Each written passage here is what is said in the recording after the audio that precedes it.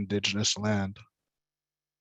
In addition to the Abenaki, the broader place we now call Maine is home to the sovereign people of the Wabanaki Confederacy. These include the Penobscot, Passamaquoddy, Maliseet, and Micmac people who exist on their unceded homelands. We also acknowledge that the uncomfortable truths of settler colonialism, among them that the peoples indigenous to this place were often forcibly removed from it. Harm from the physical and cultural genocide of Native people here and throughout the land we call Maine continues and is felt by members of the Wabanaki Confederacy who live here today, including our very own Wabanaki students, staff, and faculty. Thank you. Well, I'd like to welcome everyone. It's good to see you at this public Libra Scholar event with Dr. Megan Bang. And we'd like to recognize the Libra Fund of the University of Maine System. It's a fund that invites scholars who are well recognized in their fields for work and projects of high quality. And for us to have an opportunity as community people, as faculty, as students, to engage in dialogue that positively impacts our teaching and our community. We'd also like to thank USM's administrators, Dean Williams and Associate Dean Stairs Davenport, and our finance manager, Barbie Ives, as well as the School of Education's Libra Committee. This committee led us to invite a scholar who has made just and inclusive learning, cultural awareness, science, and environmental education central to her work, Dr. Megan Bang. And Jeff Beaudry will describe more about Dr. Bang's scholarship and her commitment to Indigenous learning and practice. Jeff, you're muted. Thank you, Adele. I wanted to also, at this point, acknowledge and bring in Angela Atkinson-Duina, who is the chair of the Libra Committee. And we do all these thank yous, but Angela has really been a fantastic leader through this year-long process. And this was originally conceived of in many ways of trying to bring a scholar along, but we've brought 3. So this is, we're getting a triple, wonder, if you will, in this field. So Angela, it's really wonderful, and we do appreciate the work that you did and are doing and will continue. So this is hopefully shades of great things to come. And let me just say that Dr. Megan Bang is currently a professor in learning sciences at Northwestern University and is senior vice president at the Spencer Foundation. She's known for her work as and I'll let her introduce herself, in indigenous culture and education. She has really brought together some very important points of view, the points of view of identity, equity, and community engagement. So I don't really want to delay this much. I've noticed in the writings from your CV that you've touched on things from as far as robotics to water to Anthropocene thinking to so many different things, Megan. It's really a delight to have you. So I wanted to just turn the digital floor over to you. Bonjour, Budabandikwe, Indigenous Kwe, Lagunan. I just want to start by introducing myself and saying thank you, acknowledging everyone. I appreciate being invited here. My name is Megan, and I'm Ojibwe, an Italian, and I call Chicago home. My family is 3rd generation removed from our homelands, although I often tell people actually Chicago is part of our original territories and has always been part of the Great Lakes and the Three Fires Confederacy. So depends on whose time frame you're thinking about here. And I'm being a little facetious about that actually, because I think it's actually quite important that we remember to see time and place beyond settler colonialism and recognize that the Great Lakes and the place I call Chicago has always been a place of intertribal trade and a place in which Three Fires people have always come together. So I like to tell my kids they were actually born in one of the sacred stopping places of our original territories. It's just that people forget to see them. So I'm super excited to be here. I'm going to tell you a little bit about what I hope to be able to do. And I like to just start to say that I started out as a preschool teacher. And then I taught in middle school, and then I taught in alternative settings with kids and adults who had been pushed out of school. And then I ran a community center for a long time because I was kind of done with schools. And I've come back to be at the intersection of all of those places because I found a little bit of love in all of them. And so what you might see today is that I tend to do that. I tend to try to find methods and ways of thinking about things that pulls from multiple directions. So without further ado, the title of my talk today is Cultivating Pedagogical Sovereignty, Designing, Implementing, and Studying Land and Water-Based Learning Environments. I was telling folks, my name is Badab Ndekwe. I didn't think about this, but it's connected to Wabanaki people. Badabin is the time right before the sun comes up. We call it the time before time, or also known as right before the dawn. And we have many, many stories connected to that. And I always start with this photo. It's right by my house, and it grounds me in my own teachings and purposes. So nice connection. Okay, so for me, and some of you heard this morning, my scholarship over the last 25 years has really been focused on what I would call the central possibility and challenge of the 21st century. And that is partly really about living in and transforming the Anthropocene and understanding what it will take to cultivate just, culturally thriving, and sustainable communities.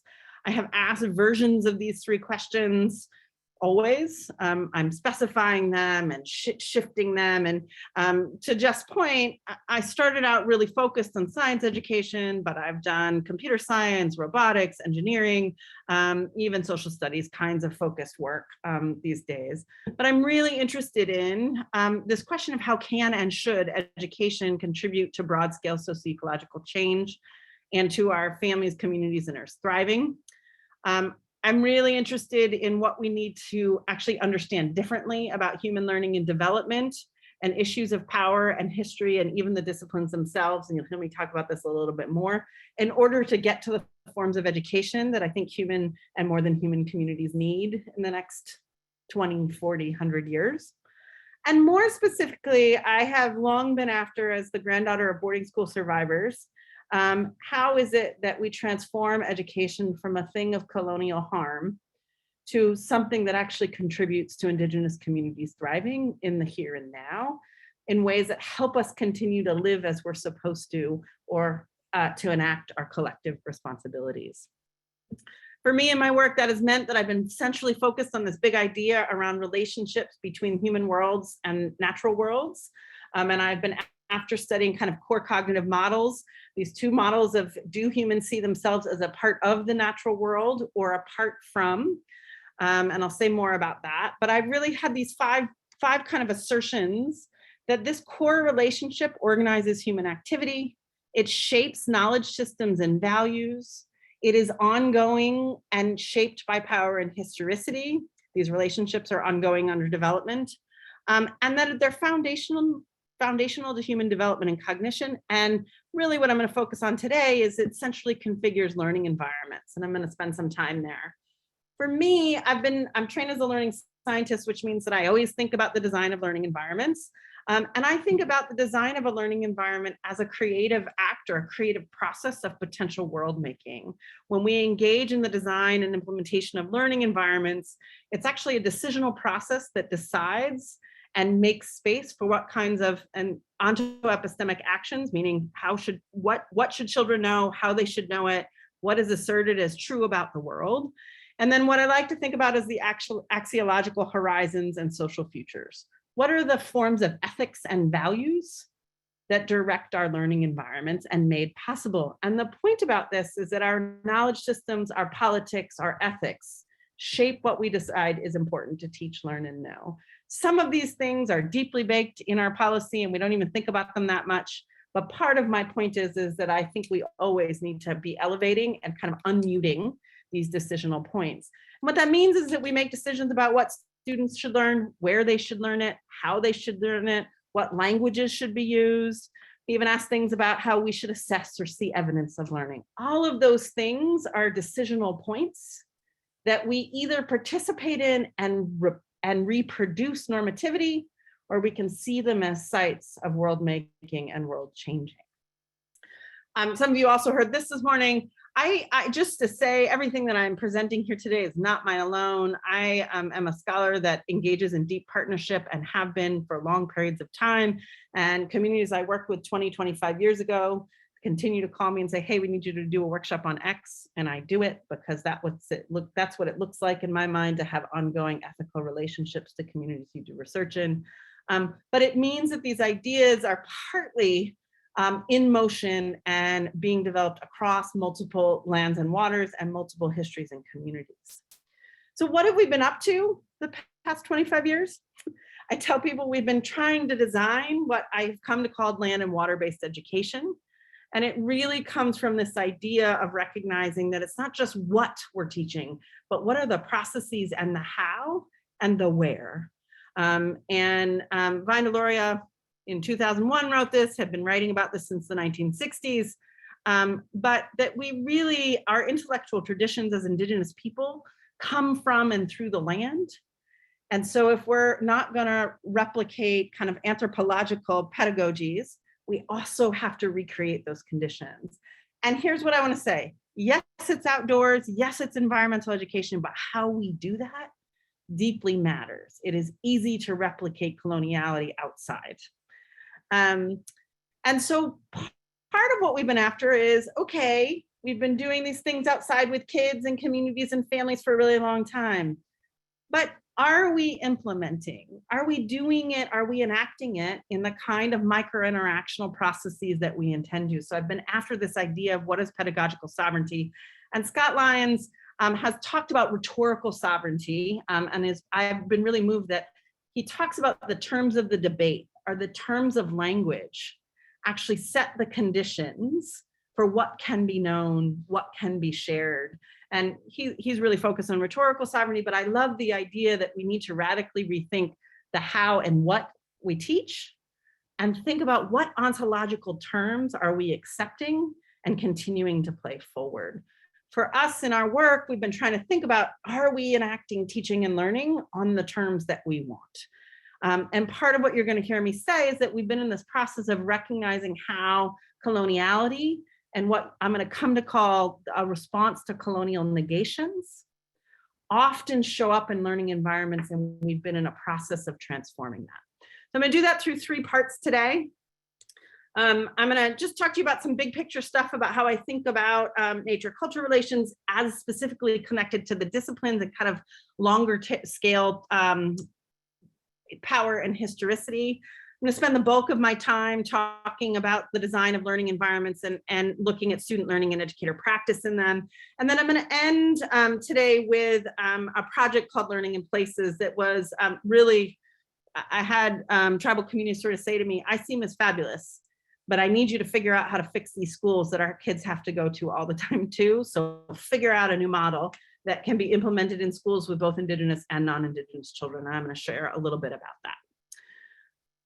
So part of what's really important to hold is that apart from models dominate education and everyday life at this point, right? Humans are spending less and less time outdoors. I don't mean just Indigenous people, I mean everybody.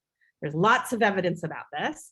And what people have talked about is we develop a kind of systemic sedimentary bias that is having deep impacts and health impacts, right?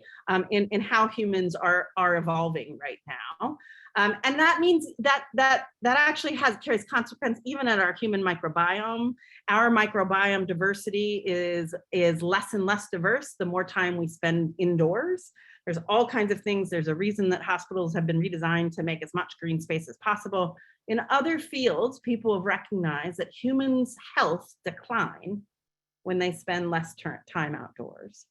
We have studied our representational ecosystems. Everyone should Google ecosystems after this and see how many representations of ecosystems have actual humans in them. We've studied this over the last couple of decades, gotten a little bit better. What usually happens, our external representational system shows impacts of humans, but actual humans in those models in science classrooms are nearly absent. And I think the other thing to hold is that there's been lots of studies about a significant decline in the average person's knowledge about plant and animal life in the 20th century. There's actually a devolution of human knowledge about the natural world that is happening.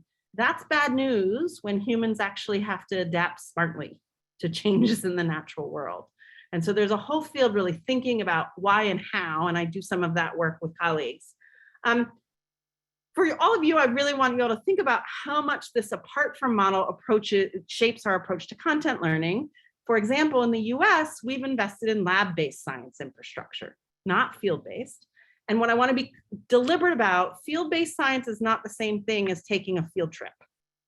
Field-based science is routine interaction in a place of close study. And what we've done is we've scaled lab-based sciences in the US. Other nations have not done that. And so part of what I'm getting at here is that we put children inside buildings largely devoid of the natural world for the majority of their day. Okay, and that's what I'm getting at, that our apart from models have scaled. The thing that is really important to hear, apart from models, in a lot of the cognitive science work we've done around decision making, we've done this with forest experts and policymakers and everyday folks. But the more you tend to have an apart from model, your core cognitive model, the more that is associated with human-centric reasoning, not systems, and unsustainable decision making. So part of what I'm after is recognizing, remember that first piece, that it's structuring human activity. We have been structuring human activity in a way that's not serving us well anymore, and we need to transform it. For me, I kind of geek out on a range of scholars who have been tracking, whether they're evolutionary psychologists or folks in critical theory, who have been really making an argument about how did apart from models become dominant in the world? They weren't always. And it's really, I particularly like the argument that there's been a deep transformation of kin relations as the fundamental organization of knowledge in society to institutions and knowledge system based in what I would call human supremacy, in some places white human supremacy, but an entitled extraction. We've developed the idea that humans are what sometimes people call human exceptionalism, but it entitles us to turn other life forms not seen as fully human or as good as humans, into resource to own and extract. And that is part of how it is that we have had systems of slavery, systems of genocide, is because we viewed some humans as not fully human over time. So that's the deep history that I'm talking about and the deep transformation that's been happening across the earth for the last several centuries. What I want to say is there's some good news. Well, I'm going to skip this because I'm going to take too long otherwise. That's rough stuff. But I think that I'm a little bit of an optimist most of the time. And there's really interesting kind of huge paradigmatic shifts happening across many dimensions that I think as educators, we don't always hold. And I would argue there's this movement across many disciplines towards kind of complex sociological systems orientations to knowledge building, whether it's in botany or genetics, right? We're going from a kind of view of survival of the fittest to actually understanding, oh wait, cross-species adaptation and actually coevolution actually better explains half of evolution. It's not just actually species competition. Two, things like understanding our economic paradigms need to shift if we're going to get to sustainability. The point here is that at our disciplinary edges are tons and tons of shifts underway. And just as some evidence of this, if we start to look to places like the PNAS or Nature, the best kind of science journals in the world, we start to see a recognition of how inequality or things like gender bias or coloniality is deeply shaping our understandings of the natural world, from recognitions of how our human world has been shaping that relationship and view. The good news is that I think that NGSS has promised to continue to help us transform and be more aligned here. And I think it's really important. I have to be honest, I'm shocked by this. Did not think this was going to happen anytime soon. But the other point is that even at our highest levels of policy, there is a recognition about Indigenous peoples and our knowledges as being important enough to actually engage in policy decisions in a way that we have never seen in this country before. And this is an executive order that came out at the end of last year. So what does this mean for education? And partly I would argue is that we really need to understand differently how we think about Indigenous peoples, about Indigenous knowledges, and really start to understand what is happening about our expertise that has been overlooked for so long. For me, this is my kind of concrete thing. If you all don't know Suzanne Simard's book, I should be your publicist because I tell everyone to read this. I find this book to be extraordinary. And the story of Suzanne as a scientist over the last 30 years is really just beautiful. And Suzanne has been studying forests. And 30 years ago, she was thought about as a quack scientist because she had this crazy idea that maybe plants communicated and that maybe plants were social creatures. And over the last 30 years, she has fundamentally proved that actually plants do engage in a series of communicative patterns. Of course, they don't talk like humans do, but they have communication. They can change the soil composition for their young. They know who their actual genetic offspring are. They can tell when there's a threat in the forest. And when we start to understand that actually trees raise their young. And her science is just spectacular. But what is really beautiful about it is that she talks about the intersection of how she grew up, her own experiences, what her family had been doing, her interactions with Indigenous people, and scholars to come up with and start really imagining the forest fundamentally differently than she had been given or inherited from the going scientific wisdom at the time. I'm going to come back to this in a little while, so it's good for you to know it. Part of what I'm getting at is that Indigenous peoples were present for her. She started to recognize on Vancouver Island, these Indigenous folks' forests look better than ours. What is happening? And I've been after for a long time to say, what does it mean to design a learning environment with our knowledge systems? And really what we've been after is relationality, responsibility, and Kim. And if you don't know Robin Wall Kimmer's work, I also really recommend you read it. But part of what Robin has really argued is that part of how this human supremacy continues to work, she talks about nature needs a new pronoun. She has this funny joke that if you saw your grandmother in your kitchen, you wouldn't say, oh, look at it. It is so beautiful. That would be a fundamentally odd thing to call another human being it. And she said part of what that is about is that when we recognize and respect another being's personhood, we don't create a thing, not an it. And she'll go to Indigenous languages. For us in our fundamental knowledge systems, we didn't refer to more than humans as its either. That is a construction of the West, and you'll see this come around. So it's kind of big picture. So, okay, so how have I been thinking about Indigenous knowledge systems? And I feel like lots of times what I've been after is this huge picture about all these things, but how do I do it? And how do I do it in ways that takes seriously what is happening in interaction and teaching and learning environments? So part of what I've done is really tried to figure out a method around understanding Indigenous knowledge system. And this largely pulls from Brian Brayboy's work around saying that Indigenous knowledge systems have 5 fundamental domains: axiology, ontology, epistemology, pedagogy, and cosmology. What you can see here is axiologies really mean what do we value aesthetically and ethically, what's good and beautiful. Ontologies is what we believe to be real or true and how we enact those beliefs. And epistemologies is what we know and how we come to know it. And I'll just say part of our learning environments, we've been able to study that. And I'm going to show you a little bit about how I've done the work of trying to see Indigenous knowledge systems in children all the way through development. And really I've been after studying those the epistemologies, ontologies, and axiologies, but also knowledge organization and how those things interact with knowledge organization. For me, this has meant that I've thought a lot about the work of Chuck Goodwin, who really makes an argument that epistemic actions are the tiny micro ways that we make meaning. He talks about the substrates and the semiotic landscapes of activity, providing kind of the relevant frames Literally, our discursive processes and our gestural practices is how we actually make meaning as humans. He talks about it as it forms the grounds for knowing. And that his argument is that's actually how culture and distinctive ways of knowing operating in the world are created. Often what we do is we study the adult form, not how do we understand it to come to be. And so I've drawn on his work a lot, but what Chuck didn't do so much is think about the ontological or the axiological.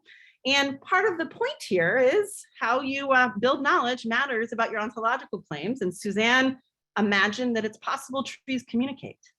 That's an ontological possibility that opened up whole new forms of research. So it depends on what you can even fathom as ontologically possible, shaping what kinds of knowledges emerge. And this is from Bakhtin, right? Partly what that is that it structures what Bakhtin calls addressivity and answerability. And really your perception, one's perception of what and whom can be addressed or has the ability to speak back totally impacts how you even imagine a conceptual horizon or potential interaction. I love these headlines because it demonstrates a bunch of news outlets being like, whoa, what is happening? Plants communicating is a crazy idea, right? And you can see it, right? That like, well, something's happening here. This is a new ontological horizon that is being demonstrated even by kind of, New York Times, NPR, and some of the best science journals in the world. There was an ontological shift being asserted that has taken root. Here's the thing. These ontological claims shape socio-political possibilities. In the United States, this is not getting so much traction yet, except for in a tiny town near Lake Erie, which is really interesting to me.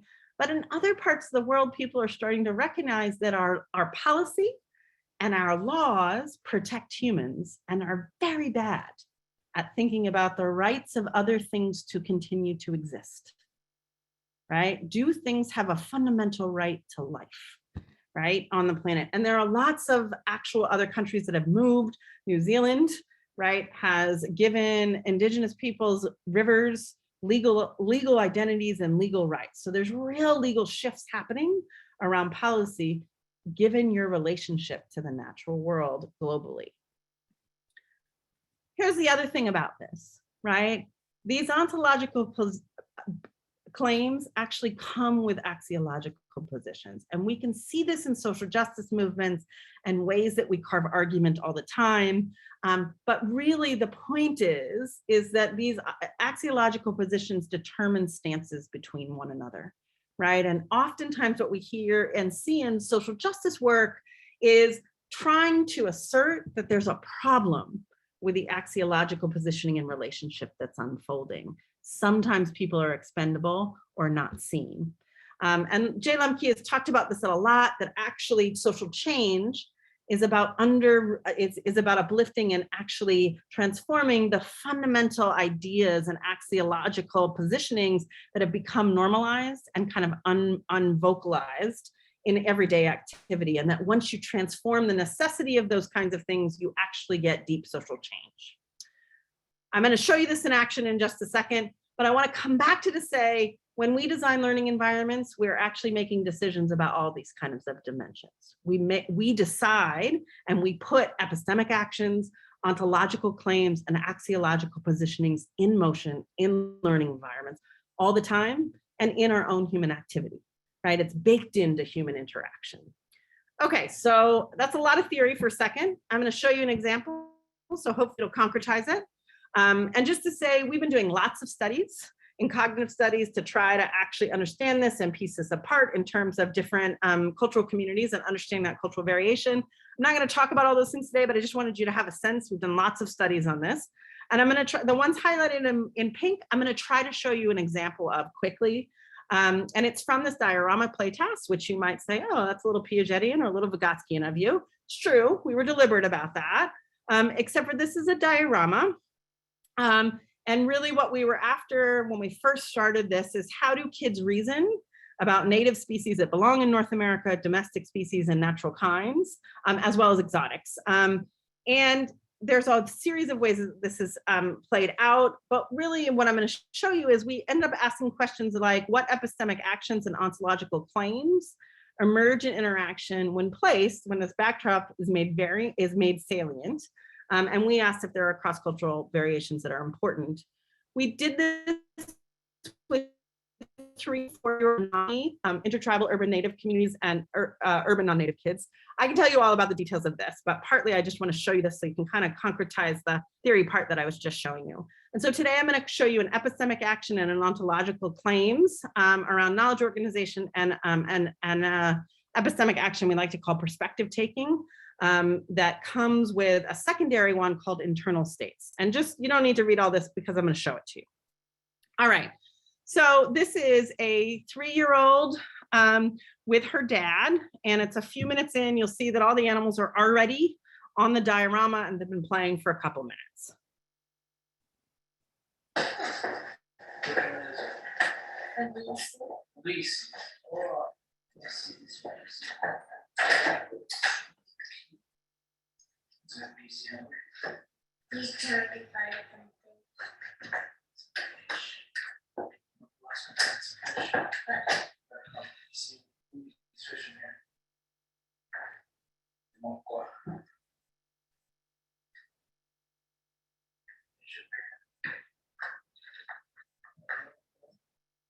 Okay, so the first thing that I want you to notice is what kinds of knowledge organization are unfolding. This is what we would call webbing. What we see here is this, in this very short 30-second interaction, these two have constructed a food web, right? They talk about what do eagles eat? They eat fish. What else eats fish is a bear and a turtle. They're doing it in their own language, but that is the fundamental knowledge organization that just happened in 30 seconds. Now imagine that across developmental time, right? If what you're doing is always constructing webs versus what we saw in urban non-natives is what we've called chaining, right? What do eagles eat? They eat fish. And what do fish eat? Worms. That's right. Good job. There are many cultural variations there, but what I just want you to pay attention to is the difference in knowledge organization. I'm not saying one is better than the other, but I am saying they're consequential over a lifetime of creating knowledge in this ways. Okay. What I want to show you about context shaping and part of really understanding epistemic actions, there's something that happens here, and here's an example. This parent says, is the Magisi hungry? Doesn't say, what do eagles eat? The form of the question asks the 3-year-old to reason from the perspective of the eagle, right? The internal state of the eagle. And the child said he's trying to find some fish. She actually answers from the perspective of the Magisi, and the parent says some fish. When we talk about context shaping and context renewing, and that's what Goodwin is talking about, this is an example, right? Human discursive patterns happen like this all the time. So the form of the question shapes the form of the answer, okay? And what we see here is internal states as a particular thing, as a particular way of orienting. I want to point out something though. The parent says, which one is it? There is a non-personhood paradigm here. It's an it. This kid says Magisi.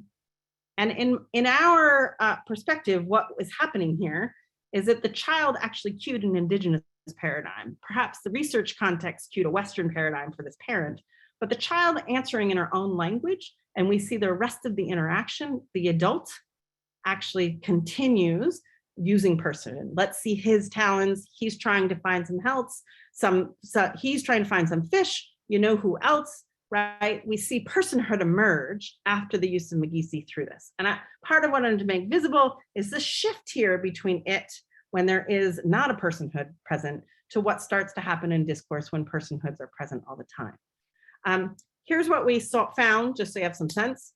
Urban and rural native kids and their parents or their caregivers are much more likely to attend to the internal states of more than humans or the focal kinds they're playing with than non-native folks. We think about what that means over development again. It's partly, to Goodwin's point, how different ways of knowing and orientations in the world come to be, right? At these micro-interactional interactions accumulating over time. Okay, hopefully you're with me about that. So here's my story so far. Nature-culture relations are foundational. Power and historicity are always in motion. Culture and knowledge systems are interactional processes that involve epistemic, ontological, and axiological dimensions. And the disciplines themselves are also evolving and shifting. Part of the reason it's really important as educators is sometimes we flatten the disciplines and forget that they're also in motion. And as a science educator, sometimes we teach kids really old science that actually isn't right anymore, or it's from a totally different paradigm. So I like to emphasize this because I think it's important. But now let's get into, okay, so what's it look like in a learning environment, okay? So I'm gonna show you a little bit of Indigenous STEAM, but what I really wanna show is like, how do we see this with kiddos thinking, and how do we start to feel like, oh, we're on to something in the learning environments that we've created.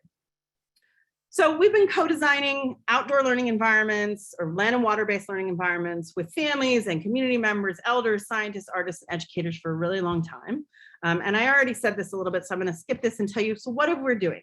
I'm gonna show you some from a particular summer, and we were really after two big questions. How are our homelands and waters in the Puget Sound being impacted by climate change and ocean acidification? And what should we do? What are our responsibilities? Which are fundamentally questions of civics, okay? We ended up studying things like biodiversity, ecological systems, systems perturbations. We engaged kids in learning about uses, impacts, and challenges, how tribes are engaging in land and water management. We did a lot around ethical deliberation and decision making. Here's a very high overview that I'm happy to talk more about, but we were really intentional about cultivating nature-culture relations. So we designed with and for Indigenous ways of knowing, but we also were really interested in agentic engagement in Western sciences. So it wasn't only Indigenous knowledge systems, but is there successful navigation that doesn't replicate power dynamics in the ways that have historically happened? We use stories, and really from an Indigenous perspective, stories are our theories. They're our frameworks for knowing and being in the world. They're not just fables that are nice. We engaged in a lot of what we call remaking relations with more than human worlds. This perspective taking and personhood was kind of central. Our learning environments were intergenerational, which means we had first graders with 12th graders sometimes. We had teaching staff that was in their 20s, their 30s, their 40s, all the way up to their mid 60s. We engaged in making, or what we call the resurgence of Indigenous practices. And we actually really explored what are the challenges and decisions and actions that we needed to collectively take. I'm gonna jump into actually getting into some quote findings for today. And the first one is partly to show you how it is that we cultivate and see Indigenous knowledge systems in children's spontaneous sense making. For us, we were after this idea of what is the context renewing? Do they take up what we taught them? And how do we know? And for us, there's this idea that what do they do when we're not being assessed or not being asked to perform, okay? And so I'm gonna tell you this story, we like to call it Grandmother Cedar, Una and her friends. And in this, in order to sort of see, I hope, the data, you need to know we started out by modeling an inquiry into cedar. All of the kids learned about cedar, and there was a kind of arc to our inquiry where we started with a story, formed a relationship with cedar. We investigated cedar's role in an ecosystem. They engaged in a series of data collection around specific questions. And they learned about what is happening to cedar and cedar forests given climate change. They engaged in some traditional making practices. And then they had to decide what were they going to share and do in the world given what they've now learned. And then what happened is that kids, well, let me say this. We were really deliberate about creating instructional materials that reflected Indigenous knowledge systems. And this is an example of a plant card. It's one of those things that is kind of obvious to people. Next time you look at a plant ID booklet or something like that, you can see how deeply Western science is implicated in the structures of these things. These things are seasonally and life cycle oriented. They're written from the personhood of the plant. They involve Indigenous languages. So this is kind of just to give you a sense of what our materials look like. To see the data today, you need to know that cedar inquiry started with Grandmother Cedar, which is the Samish story. And in this story, Grandmother Cedar is lonely and wants relatives. And so she's gifted a grandson to raise. And the story is about how she protects her grandson from too much sun or too much wind or too much rain, or from other animals like deer eating him in his new seasonal growth every year. She attends to his emotional well-being as she's raising him And as she grows old and weak, he grows strong. And then the story kind of ends with him demonstrating reciprocity to his grandmother. One of the things that you should know about the infrastructure of the story is that it shows interspecies relations of caring, as well as competition in food, but also helping in reciprocity. And if you've never been to the Pacific Northwest to see a nursery log, it is a spectacular thing. This picture on the left, these are actually cedars with brand new cedars growing out of them. It's really a beautiful story and remarkable phenomena in the world. Okay, so kids have learned about cedar.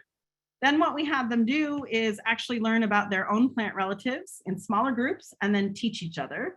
And those plant relatives were other culturally salient species that kids became experts in and shared. And what I'm going to show you is an interaction between two, a group, Una, Renee, and Sarah, teaching Nathan, Derek, and Anthony about big leaf maple.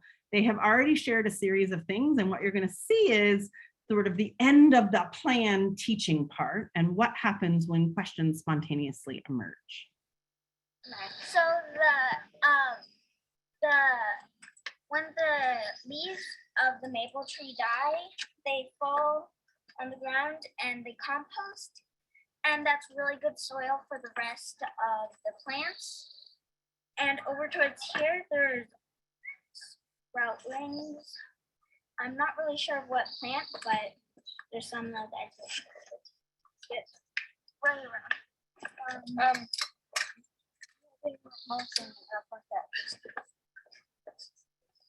Oh, sorry. So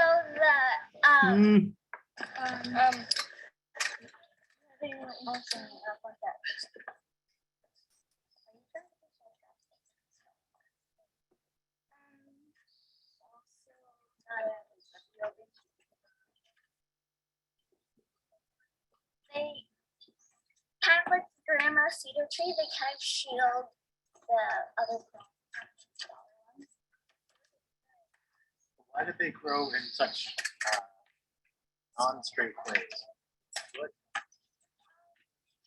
believe that's a way that they're trying to help out other plants by moving around, having the trunks move around. So it will cover more areas. It can also be, because they need more sun.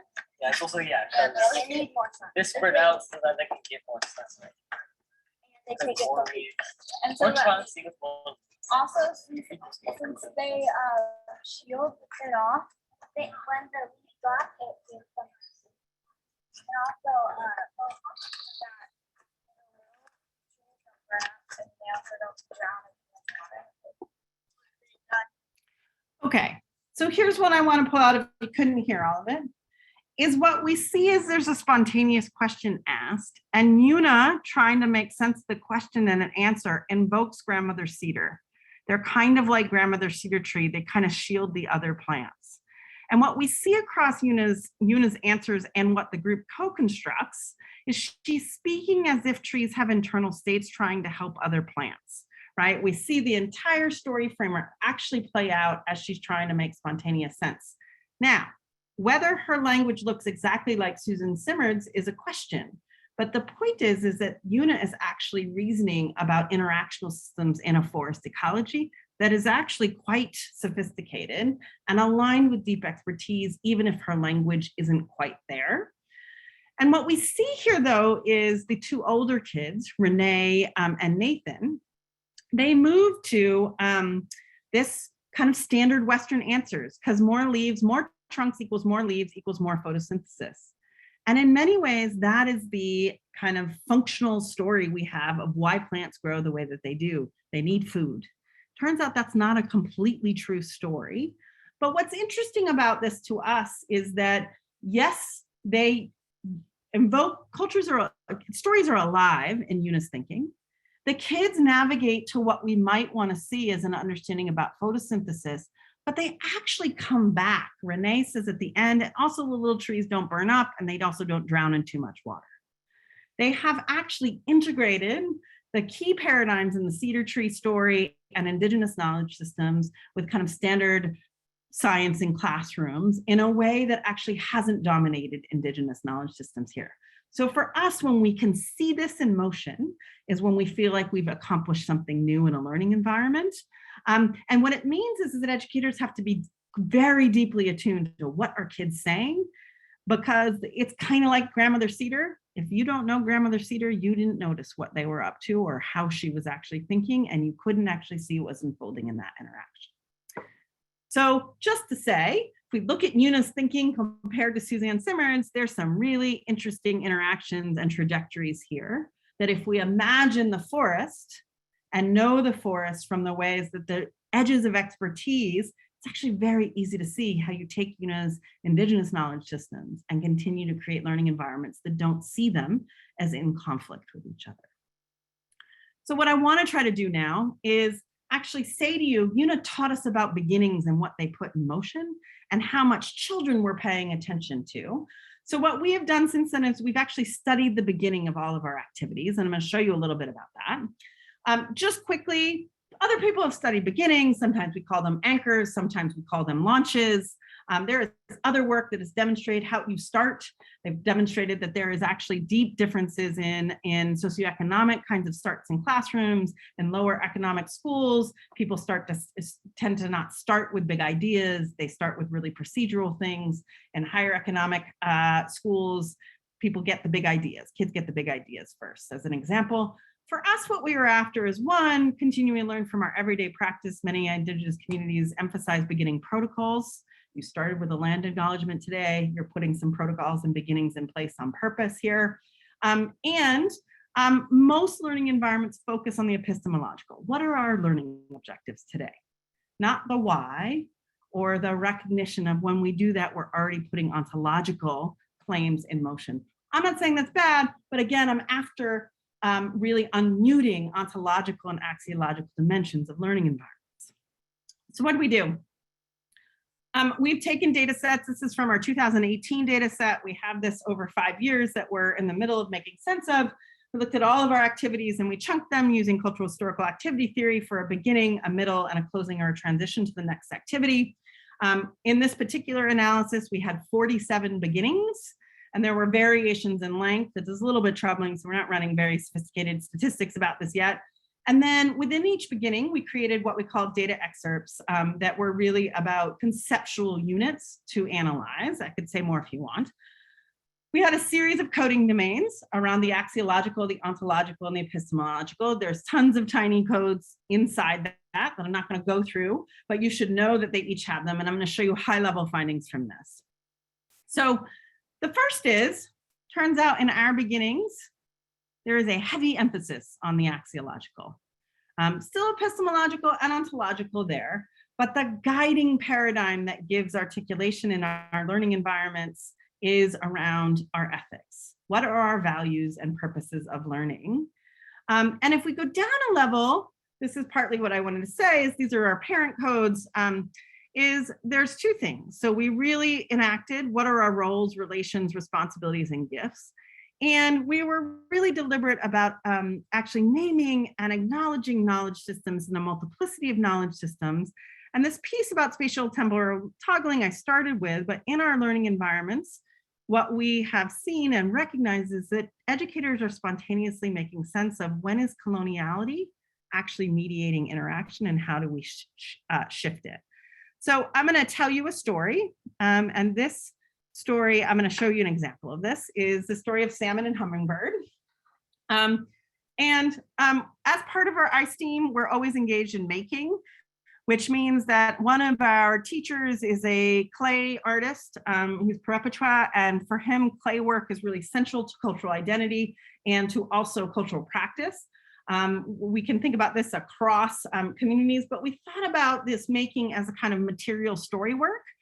But making is a big thing in lots of communities, and it is a core site in where human centrism and the harvesting of materials from the earth become human used materials. And we wanted to really intervene in what often normalizes extractive ethics. And so we thought a lot about how do we do clay work. You can see a bunch of kids around a clay deposit on the beach in the Pacific Northwest here. And we really did everything from harvesting and understanding the geology of how does clay come to be and what does it do out in the natural world, and how do we harvest it, and how do we be in good relations with it. So there's a whole trajectory of that. What I want to show you is in the first year, here's one of the things that one of the kids made. And they were sharing it at the end of it. And so this is a salmon, and Henry, an 11-year-old, says, so this is mine. I wanted to make something that was personal, something that's still important to people around here. So I made a salmon. It's supposed to be a salmon. I used designs from people around here. And the stuff inside the clay was I put cedar for my family that I have here, cedar for Washington, like my mother, my father, and 2 sisters. And my 2 sisters were really important to me. So I put chocolate inside there, make it a little sweet. And I put yellow cedar inside there to represent my family that's in the Midwest right now. Here's what I want you to recognize. Lots of cool stuff happening and why he made this thing. It's emergent from his knowledge in relation to the places that he's in. It reflects values and ethics. He's honoring the peoples whose homelands that he's on. He's even recognizing and honoring their designs. His kin relations are guiding his making. However, this piece is typical representational kind of multiculturalism at its best. The other thing here is this story is human-centric. He hasn't told us much other than I know salmon are important here. The other thing is the piece is individual. And what we did afterwards is we recognized that actually all of our making and kind of our sharing about what we had made had done this very classic pedagogy of make something that represents you and share it. And that is not at all what Indigenous artists had shared with us about the purpose of the Indigenous making or what right relations was. In fact, Indigenous people typically engage in making to enhance life and share, right? We gift things. And so we spent in our redesign really thinking about this, and that recognizing that when we look carefully at Indigenous pedagogies and artist pedagogies, they were always narrating their relational and understanding the materials that they were working with and kind of recognizing what the long arc of materiality was. So a year later, next summer, we had been engaging and learning about salmon. We had taken kids to a tribal community who had been engaging in salmon restoration. And recently, a couple had given back some land that was checkerboarded inside the reservation to continue with salmon restoration, but not through hatcheries, because they didn't like hatcheries. And we took the kids there. And while we were there, we were learning about salmon restoration. Very cool. About 10 little kids found an injured baby hummingbird on the ground. And they were all around the hummingbird, and they were very taken with what to do and what it meant to do right by this hummingbird. And when I mean like we're 20 minutes, 30 minutes in, these kiddos are fascinated with hummingbird, not paying attention to what's happening around salmon restoration. The person who was leading us was a non-Indigenous person, walked through the middle of those kids, stamped on that hummingbird, killed it, picked it up and threw it, chucked it in the woods. And all of the kids screamed and some burst into tears. And the man said, it's all right, raccoon or something like that will eat it, and kept on going. And part of what we had to do is figure out how to recover the next day. And a couple of things, about 40% of our kids are in foster care. We had to be really careful about like adult injury to children, and not being sensitive or caring was a thing that a lot of trauma that kids were carrying. And what ended up happening is the kids decided that they were going to make hummingbird memorials. This is a picture of a hummingbird memorial. They were everywhere, kind of spontaneously. Kids shared them, made them. And also the kids decided to commission the clay artists to make something. And I want to show you the story that the kids constructed. So we're doing this so we can have a bowl. So that, because we're not going to leave it here, but Jeanette will be holding it. And next year, when we get together in a circle and we put in sage, we can use this bowl. And we'll always remember the hummingbird.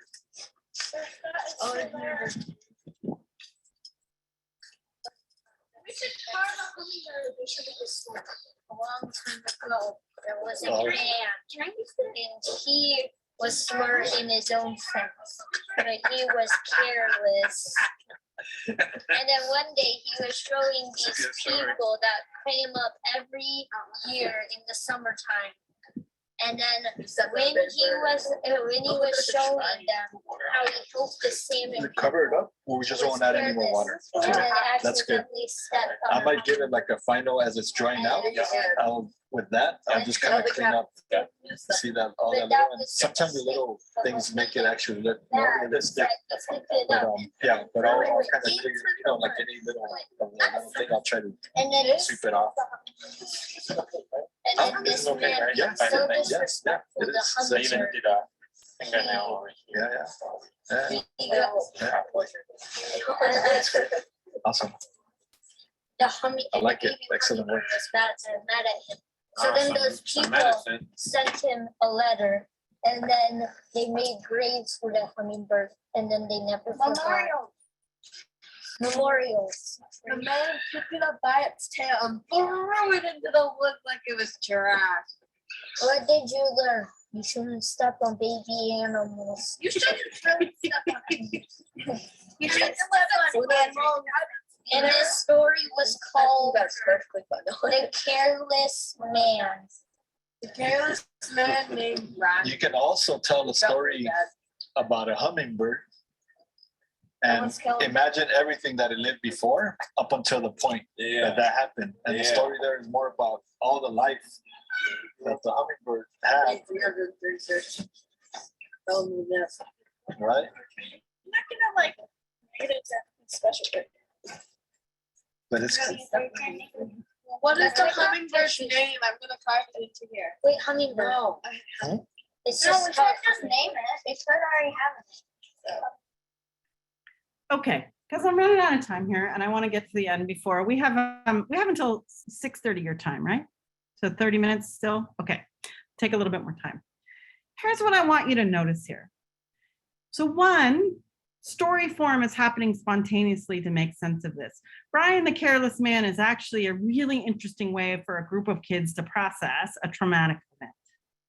But what I also want you to hear is that Brian the Careless Man is an allegory about colonialism, and it is about kids making sense of harm from Western ontologies. And what the artist does is flip the paradigm by saying you can also tell a story about all the life the hummingbird had. And part of what I want to get at is that that paradigm shift actually is really central about whose knowledge systems are guiding the meaning making that children are engaged in. And I'm not suggesting that Brian the Careless Man isn't a really necessary story to make sense of. But the trouble is we often, even when we have critical pedagogy, focus on the harm caused, not actually about resurgence, that I would argue that a hummingbird story is resurgent. And what we actually see as soon as we flip to telling about the hummingbird, the kids don't quite get to pronouns that Robin Kimmer was talking about. But now hummingbird might have a name and we shouldn't just name it. They start actually respecting and trying to imagine the life world of the hummingbird differently in the beginning part of the story. So for us, what we've been after, and I guess I'll also say this, here's what happens. Once they finish the hummingbird piece and they present it out to community, and they tell the story of this hummingbird. And what is really important is that what they say to the elder here in this group, that you can be the keeper of this. And this is a story that you can retell, because I think there's important lessons in holding that story about the hummingbird for the next generations of kids that come through here. The story here and playing forward isn't about Brian. It's actually about the hummingbird. And what these kids and this artist have done together is they've actually gifted and shown an elder respect and tried to carry forward their learning to next generations so other kids can really understand. So part of what I'm getting at is there was some important dimensions to shift here, right? So still making is emergent from knowledge and relations in place. There's actually deeper purpose for the making to carry story and lesson and insight here. It's a collective experience. And what is really important, I think, is this making is for future generations. So now kids are part of not just representing who they are, but actually engaged in the world towards collective community.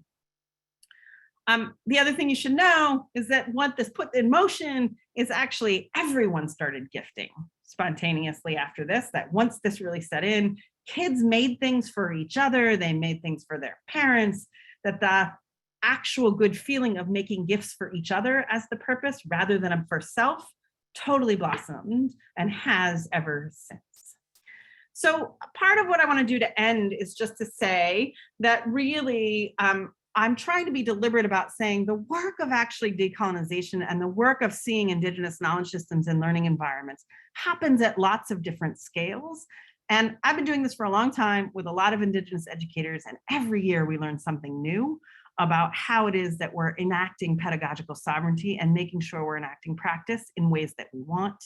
And that actually learning to see Indigenous knowledge system in children's spontaneous sense making is really generative and transforms the kind of deficit ideologies that we often worry about and drive the design of learning environments. And I think that for us, deeply what you should hear is that we're always working towards a learning environment that isn't driven by a response to our colonial harm or our colonial negation. And partly what I say to people a lot of times is a lot of the pedagogies that I first learned presumed that kids would first be harmed and then we could free them. And as a preschool teacher, I recognize I don't know that I'm willing to say that a 5-year-old is so far into their life course that I can only teach from the harms of the world as it is, rather than engage 5-year-olds in continuing to think about the world as it could be. And that's partly for me why learning environments are always an act of world making. Before I stop tonight, I want to actually point to, okay, so some of you might say, great, but I don't have a lot of Indigenous kids, so what should I do? And part of what I would encourage you to say, there's lots that you can be learning from all of this, whether you're teaching Indigenous kids or not. Partly because this point about coloniality and harm is not only true for Indigenous kids, it's actually true for all kids. And it's a question of time frame and perspective that we teach. But what I want to highlight and happy to say more about is a project that is called Learning in Places, where we really were, I was really challenged by some tribal leaders to say, and I started here, great, really love ISTEAM. Now you have to go fix schools, figure out how to make this better in schools, because our kids are still having to deal with colonial harm in schools all the time. And this project is done by a huge group of people. It is a 5-year, we're moving into 6-year no cost extension that we co-designed field-based, we don't call it land-based there, but a field-based NGSS aligned model of science education. And we work with 2 leadership schools. One was a multilingual immersion school, Chinese, Spanish, Mandarin, Spanish, and English, and 6 leadership communities. And we're currently expanding to 3 states, and fingers crossed, it looks like we might end up in 4 states and about 600 classrooms in the next couple of years with this. COVID really disrupted this. But I thought I'd show you 2 quick findings. So just to say, what did we build? We built a model, and our model has 4 parts, what we call our rhizome, which is kind of our core principles about learning, our assertions about human learning around this. We developed a whole series of educator frameworks, which I'm only going to show you one of as an example, an actual storyline, which for people who don't know the storyline kind of framework, storyline is like a way to understand what it looks like to sequence instruction in a classroom or a science classroom. And then what we call learning engagements, which were really bundled sets of lesson plans that were designed to be responsive to whatever happened the day before in kind of sets of things. So it wasn't do lesson 1, then lesson 2, then lesson 3. We really wanted teachers to choose depending upon where kids got to in their sense making. Here's an example. This is our rhizome. You're not supposed to make sense of all of this, but what I want to point out is that we built this rhizome with fundamentally everything is built around nature-culture relations and power and historicity as the foundation of learning. And then there were really 3 core areas. We thought a lot about complex socio-ecological systems, issues of cultures, families, and communities, and then field-based science practices. And when I say we made a lot of frameworks, what ended up happening 3 years in is that educators were like, this is amazing. It's a lot. It's a paradigm shift. I need tools to help me hold it. And what we ended up with is these educator frameworks. We have all of these online now. It's all free. But they were actually synthesis of deep research principles and big theoretical ideas in ways that educators could digest and continue to use in classroom instruction. Again, don't make sense of all of it. I'm just telling you what it is. Here's what our crazy storyline looked like. This didn't exist when we started the project. It's actually how it happened. And what I just want to point out here is, if you look on the left, there's green, it says in the field, orange is in the learning environment or the classroom, and the purple is with families and communities. One of the deep things we did here is create school learning under the assumption that kids were going to navigate between family and community life, classroom life, and outdoors. And how did we sequence a set of instructional materials and what we ended up calling family tools so that kids were making sense and engaged in learning across all the contexts of their life? Not only here's classrooms and now do these other things.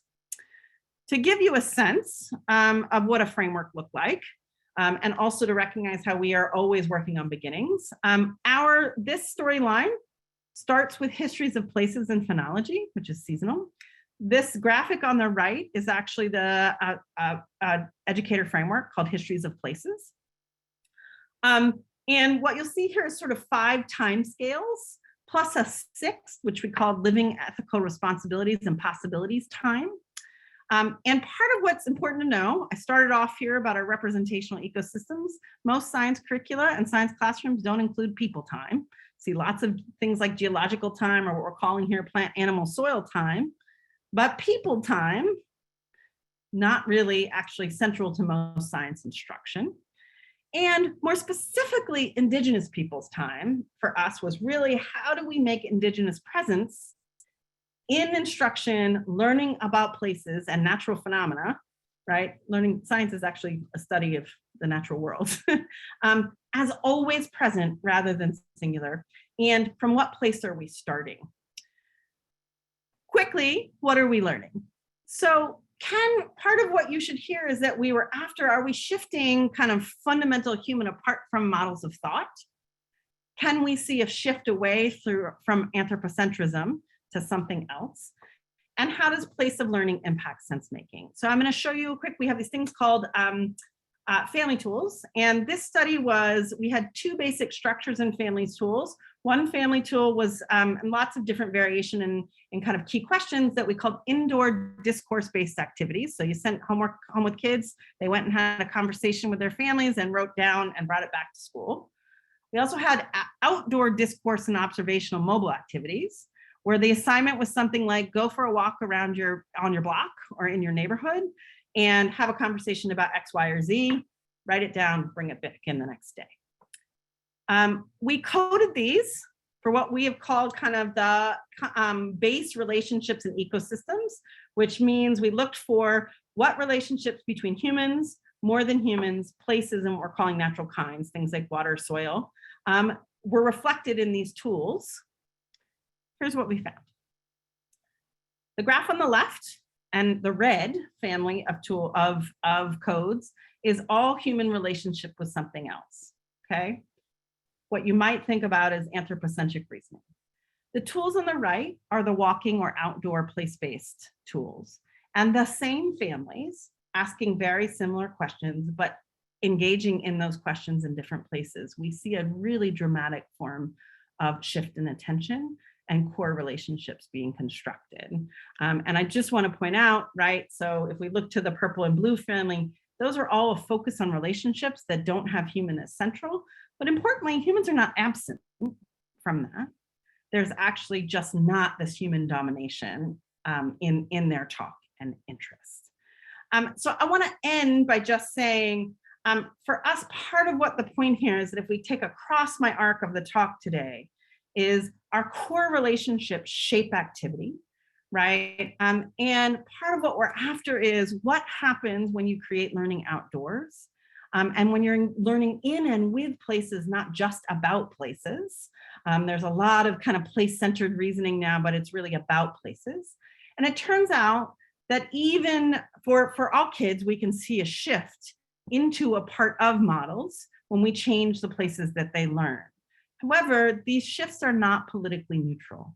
Shifting outdoors can enact new forms of Indigenous erasure and perpetuate the racialization of the outdoors. I have lots to say about that and what we learned, but I want to be careful about saying it's not as simple as just let's everybody go outside routinely and the world will get better. How we do it continues to matter. So I'm going to end there and just, again, acknowledge we have a huge group. This is the ISTEAM Collaborative, tons of people helping to develop these materials and doing this thinking. And hopefully we can have a good conversation right now. So thank you so much. All right, thank you. Thank you. That's wonderful. Appreciate that. Everyone just give a loud applause here, if you would. Appreciate that so much, Megan.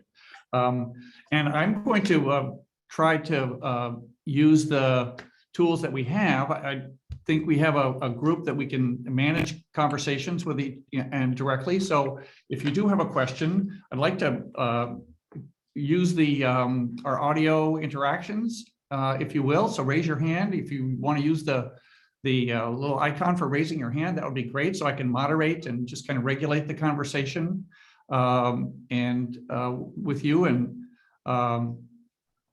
then at the minimum, let me just give you a minute to think about that. I have many questions I want to ask because right at the top, what you called your crazy storyline.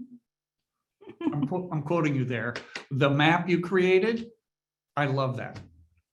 I love that. I use concept mapping and visual thinking routinely as a way of expressing complicated ideas that just don't have the same kind of word kind of sequencing pattern that we see there. So that to me was a great source of inspiration, and I love that. So I'd like to ask you whether or not you use mapping as a way of helping students understand a different way of expressing their ideas. Yeah, so we have a whole section that is both mapping and modeling, actually as part of Learning in Places storyline. And actually, when we start community design and Indigenous STEAM, we walk lands, we walk the places that are important to community and create maps that we use as the beginning of our curricular planning. I often tell people in schools, we start with key concepts. In iSTEAM, we start with our actual lands and walking them and then create map structures. They don't always look like GIS maps or like directional maps, but external representations that are meant to actually help hold all the places that matter. And I could show you that what I've taught teachers in classrooms to do over time is do map layers, right? That you get to know places and then you start to understand who are the families that are the caretakers of those places that have the most knowledge about them, what kinds of different disciplines are connected. So for example, one of the things that teachers in reservation communities, I'll ask them to do is say, okay, here's a really important place in this community. Who's responsible for it? How does the Department of Natural Resources intersect with it? How does tribal government intersect with it? How does transportation intersect with it? And part of the point is actually to also construct how the social world is deeply interconnected. So we do that as an example. In Learning in Places, we actually do a similar thing as a way to plan for and prepare educators to teach outside. They have to place map the community and area around their school. And part of what it is that we've constructed schools outdoor space to be play space. And most places are not very biodiverse. In fact, in some places, we've created playgrounds that don't have green space. In the schools that we've been building Learning in Places, we've actually been working with landscape architects to think about what if we thought about schools as indoor-outdoor places and around schoolyards as living laboratories for biodiversity, as well as communities. In urban communities, actually, if you look at the infrastructure of most urban communities, there is well-manicured green space and there is let go green space, also known as alleys. But both have remarkable phenomena happening in them. And part of what we do is actually cultivate teachers seeing scientific phenomena playing out in outdoor spaces all around them. I first started doing this on the west side of Chicago, where people think, and it is true, there are lots of toxic spaces in the west side of Chicago, nonetheless, really interesting phenomena. Here's what we had to do when we started that, though. We needed police escorts. People hadn't thought about going outside because the outside had become a dangerous place. But nonetheless, we did. And some of my favorite experiences are walking the alleys of Chicago and recognizing that the seed bank in Chicago is quite old. And when you go to unmanicured places, it's actually where most indigenous plants are coming up and not Home Depot plants. Oh, that's amazing. That really does kind of evoke a whole other way of thinking about the urban environment, which I think is one of those questions we do have is, so what is green space and how do we actually recognize it? Mm-hmm. So let me just encourage our participants here. So yeah, Mark Schrader, looks like a hand is up. So Yeah. if you all know where the emoji is, I guess you could wave your hand. That's good too, or two hands. Go ahead, Mark. Well, first of all, thank you very much. I thoroughly enjoyed this. I feel like my head is spinning with 1,000 ideas. So my next step is, what do I do next for my school? I'm actually, I just talked with the person who's gonna be head of our science department for next year. And I said, we need to rethink. COVID has given us a lot of reflection for rethinking the way we're doing things. And we actually have a retirement coming up, and we had a transition. So we're actually starting off with a brand new science department, which is good and bad, right? So, but the good news is it's a blank slate. So where do we start? That's the big question. Well, so partly I would say you need to understand who your teachers are and see where they're at and their understandings. Selfishly, I can tell you there's lots of places to go. I actually think NSDA has been doing really great PDs around what it means to engage in science that thinks more about justice. So there's resources there, just to say. You could come and join Learning in Places. We have a huge project unfolding, and we run professional developments. It's twice a month online, where we run it with cohorts of people. You could go to Learning in Places. Everything I've talked to, and also ISEAM, all those materials are free. That doesn't necessarily mean that that translates to easy use for educators, though, although what we have learned is that our educator frameworks are actually quite useful for people to start conversations with, because there's enough substance, big ideas. Plus, our frameworks tend to have both examples of student work, scenarios of classroom implementation, and then a series of, we call them, quote, self-assessments around micro practices that educators might use. But we also have a tool on Learning in Places that is around designing outdoor classrooms. And it's a whole book that actually facilitates for you to start to see what are the learning opportunities around your school. And I might tell you to look there as a way to start thinking about what do you do. We designed, and it's called Designing Places for Outdoor Learning. And I'm gonna put it in as a link if you wanna get to this. This process was developed with families, CBOs, and science teachers as a way to begin to imagine, like, well, what would it look like to start thinking about our outside of school as a place of science learning? So those are my selfish assertions about what you might do. But I just want to come back to, I think it's probably really important to have a sense of what are your educators' understanding of children's learning and the disciplines, and how are they thinking about equity? And I think partly what I'll say to you is the heavy lift is most science educators haven't had much opportunity to think deeply about power and historicity at the intersection of their discipline, especially high schoolers. So I think you said you're in elementary and middle school, or you high school, yeah. Even still, what I hear a lot from high school teachers at first is like, I teach chemistry. Like, the chemistry is just the chemistry. There's none of this power and history stuff as chemistry. And part of the point is that teachers often need the opportunity to be re-engaged as intellectuals to know their disciplines differently than often they're positioned to do. So I would really tell you, like, get some sense of where your educators are in order to make a plan. And then you're welcome to join Learning Places.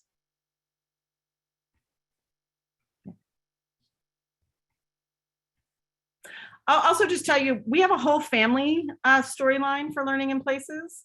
And it's partly because you're a principal. And I can tell you what happened as a why that happened is that our teachers and the district leaders we were working with said, okay, can we move Learning in Places onto Zoom? And I was like, yeah, no, principally no. This is about place-based learning. And they said, okay. And then they said, all right, well, turns out we can't teach science anymore anyway. There's no time for instructional minutes in Zoom school for science or social studies, as it turned out in most schools. But our teachers really love it and are really sad and mad at me. So can you help me fix this? And what we did is we actually created a whole, what we call family storyline. And we had about 30 families that actually collected data about a self-driven storyline, seasonal storyline. And where we're headed is we're actually to make it as a hybrid app. and use it as we actually, they're integrated. That family story is integrated with the classroom storyline now. But it is also something that people are using. We use it in pre-service teacher ed now as a model for teaching elementary teachers how to teach science as well. But just to say the reason I'm saying that is that the materials for that family storyline totally came out of COVID. We hadn't intended to create that. And our partners were like, we need something. They were like, scholar, researcher, be useful in this moment. Make us something that we need. And we tried.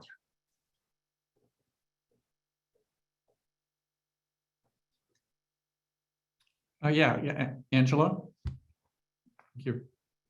Thank you so much, Megan. I just want to say how much I've enjoyed the talk this evening.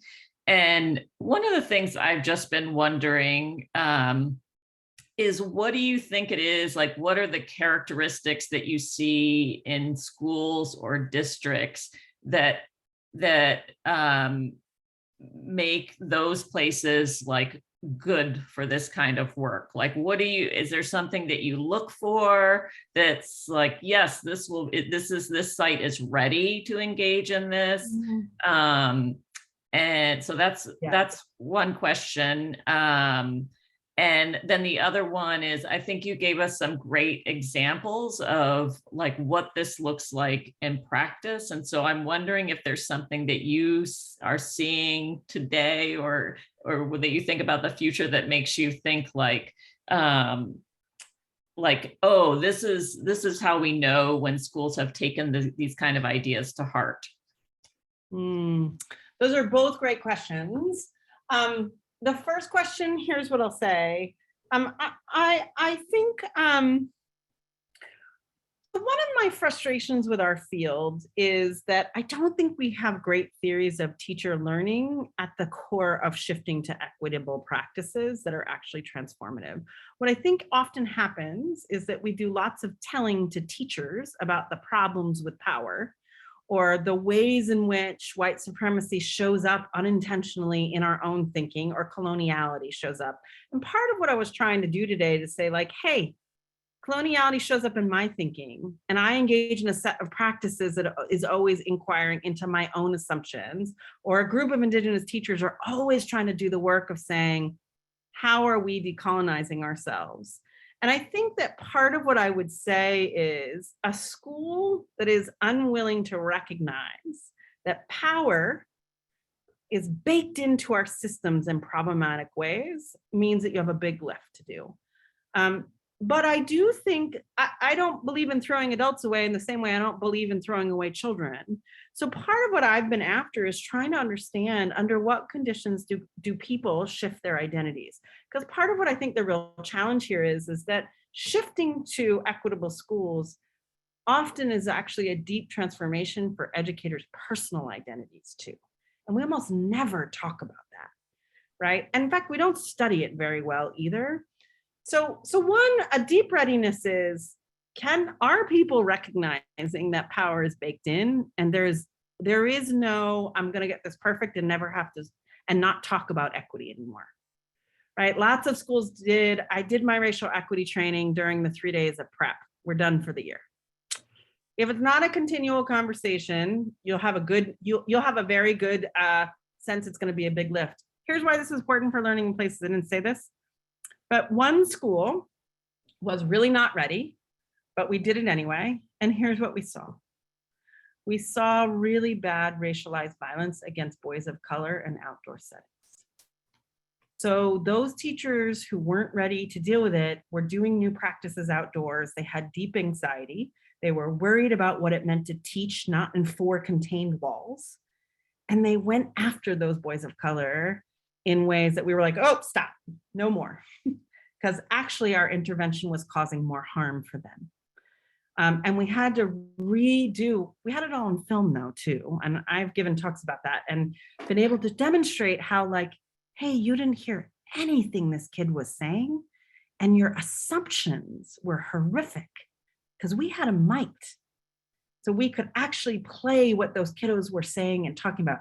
And these kiddos were deeply on task, having unbelievable conversations, Their bodies were moving differently than perhaps they weren't in straight observational lines walking through the woods, but they were deeply engaged in learning.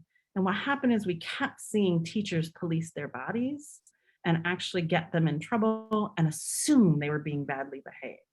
So, and actually what we had to say is, and I'll be honest, there were 2 teachers who ended up getting fired. It was that bad. But other teachers were like, oh my God, I can't believe I'm doing this. Like, I see it. And this was actually at exactly the same time where the whole birding incident in New York City happened. And all of our educators were like, not only is this happening to our boys of color, but all of our white kids are also learning something about how boys of color get treated. And so I would tell you that one of my biggest readiness is, are people ready? And recognizing power is always baked in, and it's always a learning process, and it doesn't make you a bad person. It means that you're dealing with the structural realities of the world that is baked into the micro interactions of life. So that was your first question, because that one's a big one. Remind me of your second question. How do we know that it's working? Yeah. Well, one, I was trying to demonstrate that, like, when we get to these deep insights, for us, at least in ISTEAM, for learning places, we actually have a series of somewhat standard measures. Like, we do lots of pre and post, we're showing things. One of the things that's really interesting about our ISTEAM educators and other programs, teachers who have been in our programs will, and we have some, the problem is the data is a little funky now because of COVID, but just pilot data that I'm not willing to make causal claims about, but just to tell you, the indicators are, and part of why we keep having communities asking us to do PD, behavioral referrals drop in classrooms where our educators are part of this project, which means kids are in classrooms learning more. 2, attendance rates go up for teachers whose classrooms are doing this work. And in the schools that were able to collect the data, and this is before learning loss paradigms of COVID, principals would say, hey, in the classrooms where your teachers are learning how to do this, summer learning loss is less. Now, those are usually compelling evidence in some places. Here's what I would tell you though. It turns out K3 isn't really trying to measure children's complex socio-ecological systems reasoning, because none of our assessments thought little kids could do it. So standards, maybe no shifts, but we've done the work to say your standards aren't measuring what you're teaching. So I'm not going to engage in whether or not those are actually valid measures of what's being learned. So we've been doing a series of other ways of doing portfolio assessment to show trajectories of learning. I have a lot of feelings about standardized assessments and do not think that we should continue them. So I'll say that. Great. Thank you. Well, Kathleen, how about you've had your proverbial hand raised over here. Sure, although I don't want to take away from the question. There's a good one in the chat too. Yeah, well, I'll say that. I'll get to that one next. Okay, all right. I'm just really struck by it. I mean, the power of the stories that you shared from your research, and one of the things that I really appreciated about your presentation was that I thought it illustrated really well how storytelling, art, quantitative research can all go together to just cohere such a strong, compelling argument. But I guess my question was, I'm also kind of amazed at how it seems like a lot of your focus is on decolonizing establishments, and at the same time working with establishments to more efficiently effect change. For example, with the National Academy of the Sciences and the Spencer Foundation. So I guess my question is, what kind of tensions do you feel from these working across these really different paradigms with these different organizations, from children to the academy with a capital A? I would love to hear you talk about that a little bit, if you don't mind. Yeah. Well, I can tell you I went through a phase where I was like, schools are violent. I'm not going to do anything with them. And I ran community centers and I was only focused on informal learning environments. And I really like school, right? Like, meaning I'm a nerd. I like to read. I did pretty well in school. I do have a PhD, means that I could figure out some things. I actually had some tribal leaders who said, hey, look, unless you're going to get rid of compulsory attendance laws, it's really privileged to not work in schools, right? Our kids and our teachers and our families have to go. And actually in the United States, the largest institution that pulls children from their families still are schools. So Native kids are hugely overrepresented in the child welfare systems, as are Black kids, and it's educators who are reporters. And so I'll just say, the tension you're talking about, I was like, but here's where I've gotten to. I choose to believe that people, the majority of people actually don't want to continue to inflict harm. And so then the question is what ways, what do we need to learn about how to help cultivate social change in a really lived way, about how people interact with each other? And for me, actually, these different places that I've been have helped me understand what are the policies and routine practices that actually perpetuate harm, and where are levers of change? Here's what I'll say. The foundation world, I love the Spencer Foundation. I'm a Spencer poster child. I was a postdoc. I mean, I was a dissertation fellow. And until I was there, Spencer had barely funded any Indigenous people in the last 50 years. And the scale of Indigenous absence from Spencer and the scale of those things, the National Academies is the same thing. National Academy of Education didn't have any Indigenous scholars as members until 3 years ago. There are no Indigenous scientists that are members of the National Academies of Science. The scale of Indigenous absence and the actual deep assumption of our lack of value as societies or our knowledges are really bad in the upper echelons in some ways. And so, you know, I get crazy things said to me all the time. And I've had to learn how to not actually bake them in. I spend a lot of time with my graduate students of telling them, like, look, you're going to hear crazy stuff all the time. And the microaggressions and the straight out like macroaggressions and micro moments are going to be part of your lived reality. So you got to learn how to navigate them, right? Like when I took the Spencer job, I can't tell you how many people said, wow, I'm so surprised Spencer hired someone like you. I really give Naila so much credit. You must feel like you're really glad someone gave you a shot. As if I didn't deserve it or didn't have expertise beyond a particular kind of place, right? And so I guess what I'm getting at is that this problem of Indigenous absence and the deep deficit models and assumptions about Indigenous people are everywhere. So the tension is actually dealing with people's lack of knowledge about Indigenous peoples. But the thing is that if you actually understand that everyone's been going to school in the United States that has been infrastructuring this lack of knowledge, it's kind of inhumane.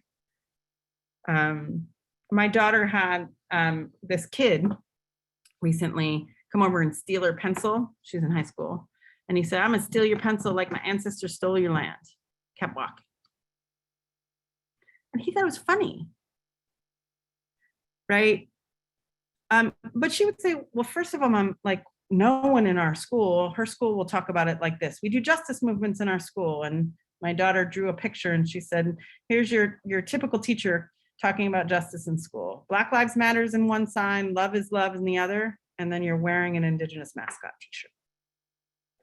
And part of my point is that even as we've been talking about racial equity or trying to imagine equity, Indigenous absence is still part of those paradigms.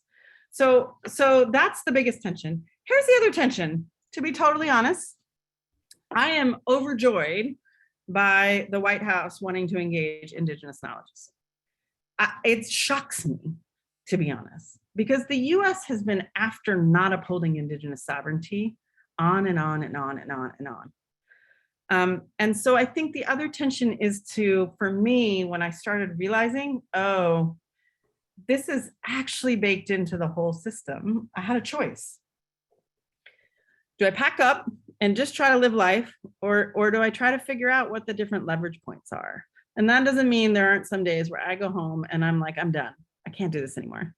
But I don't know what the alternative is. And I have children and nieces and nephews and grandchildren.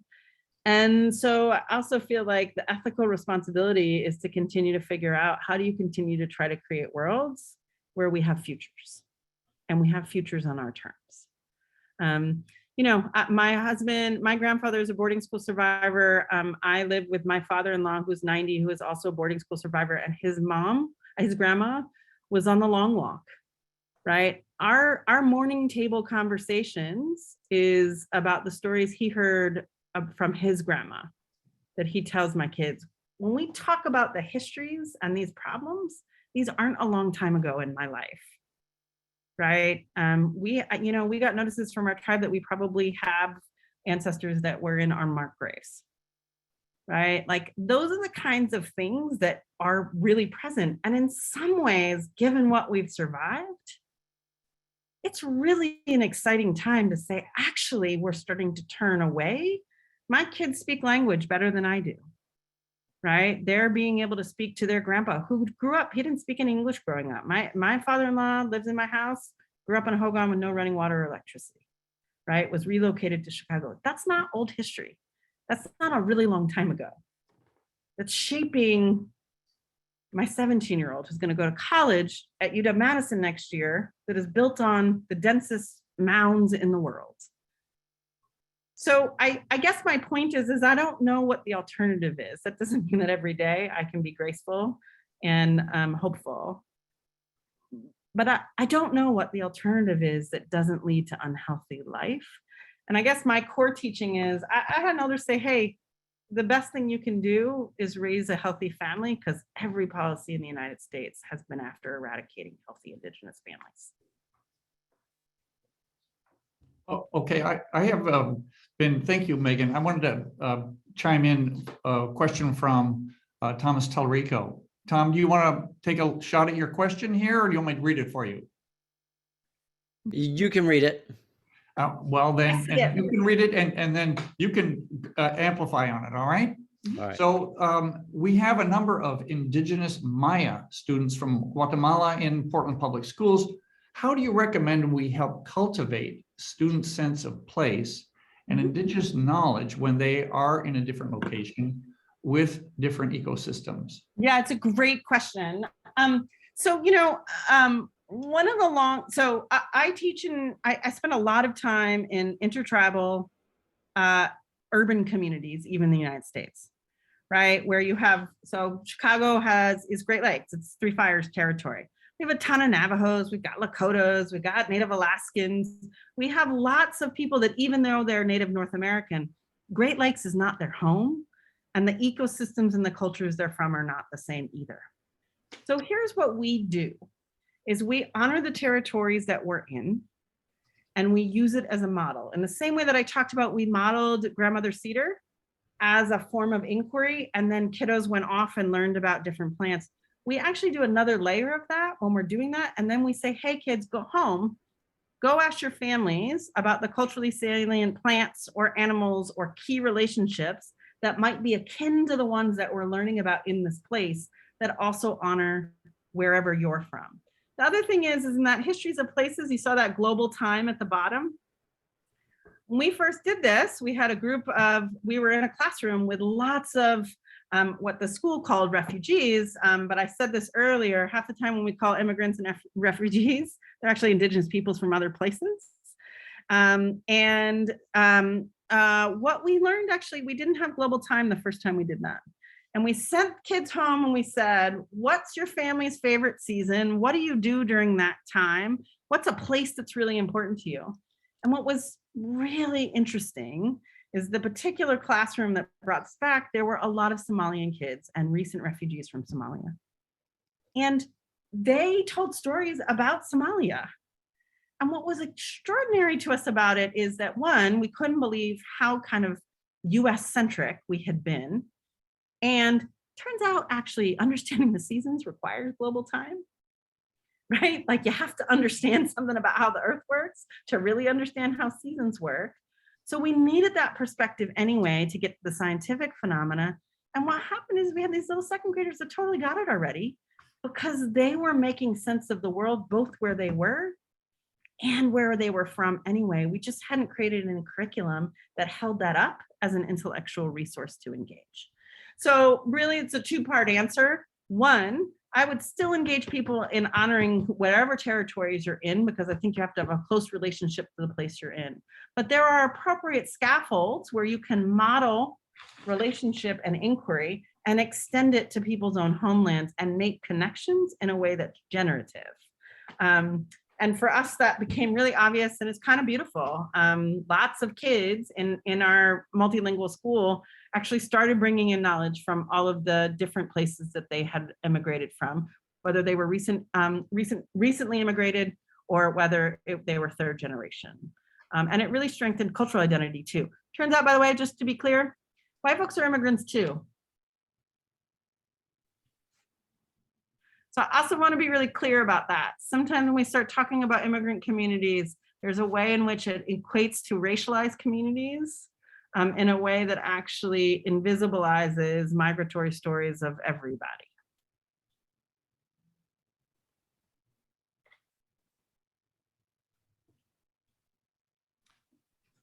Thank you. I have a question about Anthropocene. And you mentioned that, and just to amplify a little bit about what that means. And one of the questions that I had that I'm wondering about, if you've asked children, is about the future, that deep future, and if that ever comes up, because it seems like we're really kind of paused right now into imagining what that deep future is. Yeah. So in that Histories of Place, right, we have this futures time. And part of what we do in our practice in those storylines is do future imaginings. And we have them do lots of, they're actually just simulations where we'll have them engage in kind of model development, but we'll say, well, what would happen if X? Right. And it's really about actually getting kids to simulate perturbations but actually understand that as a decision. So for example, a kindergarten classroom was recognizing in their local park, they were taking down all the invasive ivy. And they held lots of debate, both about understanding, how did this ivy get here? How long has it been here? What would happen if it was here for another 50 years, right? And what they asked said, well, wait, who's learning to live with the ivy right now? Who's it hurting? What's happening there? And for those of you who don't know, if you do mass removal of like English ivy from the side of hills in the Pacific Northwest, you'll get really bad erosion and runoff. So you can't just take it out. You actually, and there's all kinds of soil health that will be implicated too. So my point is that we did lots of these future simulations in trying to understand what the impacts of our decisions would be. We also do these things where I do this actually in my undergraduate teaching, where I ask, we call them speculative field notes.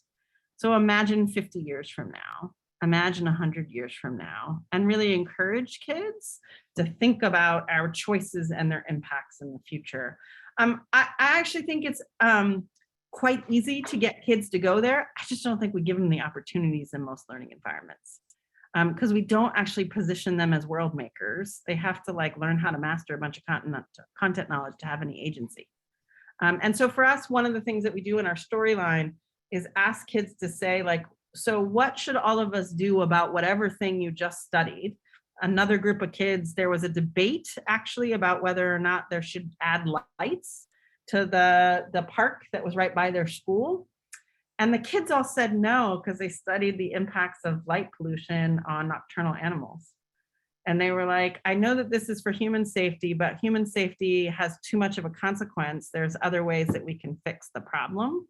And so they actually went and advocated to the principal and said, don't do this, and then showed up at the school board. And they were second and third graders. So I do think creating opportunities for kids to think about decisional points that have future impacts, and then being able to communicate that rather than just communicating the science like the standards ask us to, has been a really big part of places like Learning in Places. And in ISTEAM, that's what we do. The end is presenting things and actually talking to broader community about what our responsibilities are. In ISTEAM, we actually do a lot to ask kids to say, okay, you've been with Indigenous kids all summer, at least in the urban communities. Let's do some preparing for what it's going to be like to be the only Indian kid in your classroom again for the rest of the school year. And so we're really explicit about actually supporting Native kids to be able to learn how to navigate. 76% of Native kids don't live on reservations. They live in mixed communities. And it's about 60% of Native children go spend their year in a classroom where they're the only Native kid. Like that is a big deal that we don't really think about, the developmental consequences for an entire population to experience 12 years of schooling under those cultural conditions. Great, thank you. Angela? Yeah, I mean, I get when there's another thing, and this is maybe a little bit different topic. So I'm kind of wondering if, like, when you engage communities in new ways of knowing, do you ever find settings that want the environmental science part but don't really want the cultural or Indigenous perspective? And how do you kind of manage that? Yeah, the politics of all of our brilliance, but none of our presence is what, right? Like, oh, you guys know something cool, but I don't really want to deal with all those ethical questions about your sovereignty. So I'm gonna just take that cool insight, romanticize, appropriate it a little, and then not have any accountability to your community all the time.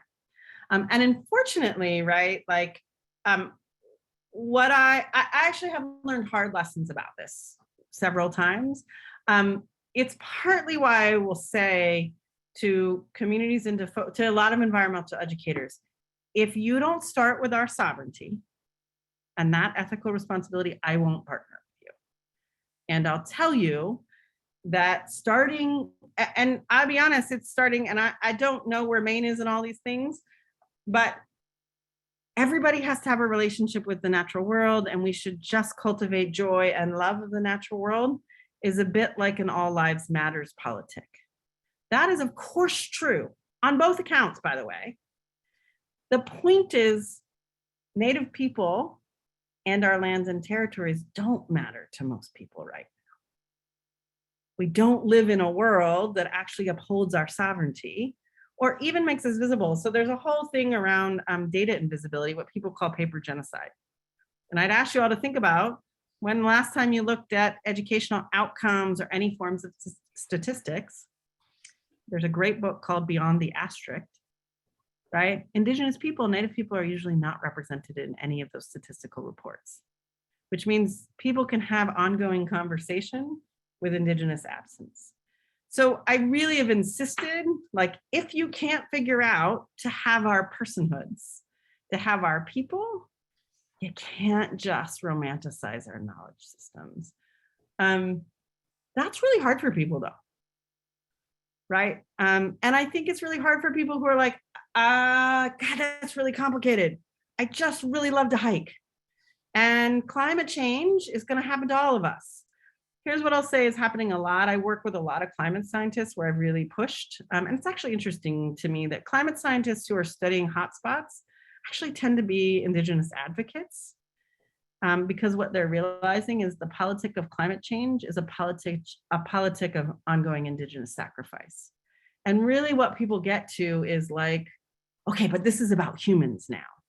And we need to adapt, and we don't have time for this Indigenous sovereignty stuff because climate change is too important, right? I did a bunch of work with NOAA, and it took about 3 years for me to be like, you gotta stop. I wanna show you all something. I skipped the slide, which I probably shouldn't have because this is my favorite. I usually show this to everybody because it's usually news. So do you all know that 1/4 of habitable lands are Indigenous territory? 80% of the world's biodiversity is Indigenous territories. And there are 90 countries, there are Indigenous peoples with political standing. The purple is Indigenous territory. what I've often said to even people who are really worried about climate change, if we want to regenerate biological diversity on the earth, you're going to have to do it with indigenous people, or what you're saying is you're willing to go in and steal and harm us again to regenerate ecological diversity on the earth. But the problem is I don't know if I showed it too fast. Most people have no idea that a quarter of all land is still governed by indigenous peoples. And I I'm didn't sure know you- that. That's like, wow. Or Yeah, that 80% of the world's biodiversity is indigenous territories. yeah. Right. And that's partly why systemic erasure is so consequential for everybody's well-being. Because you just reason wrong about the state of the earth.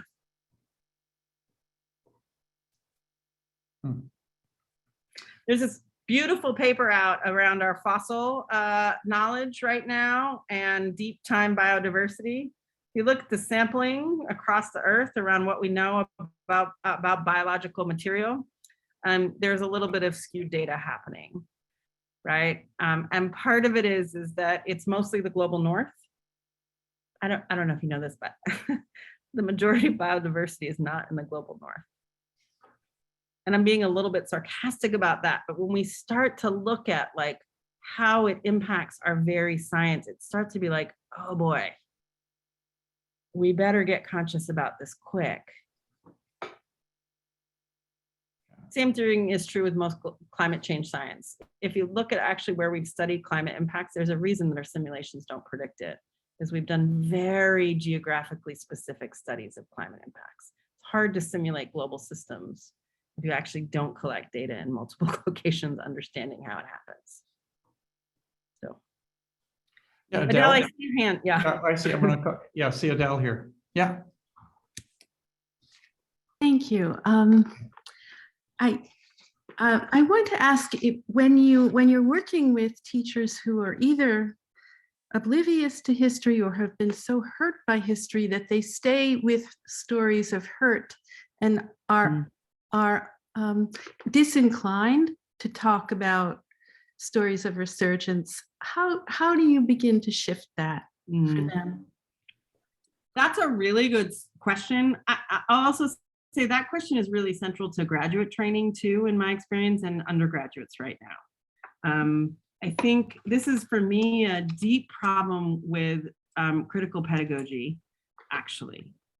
And I would argue actually, my kids are young and have a language about settler colonialism that I almost worry is probably developmentally inappropriate for a 12-year-old to know. And part of what I'm getting at here is that I actually think, and there's actually really beautiful, whether they're poets, if we go to the arts, there are many folks doing beautiful things about recognizing that rather than focus on trauma, what cultivates well-being requires something different.